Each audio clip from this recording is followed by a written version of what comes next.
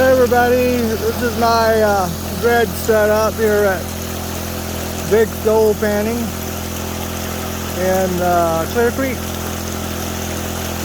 Really nice day, but it's about 75 degrees in the sun.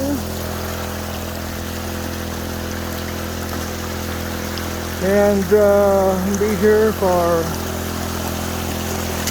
until Sunday, dredging away.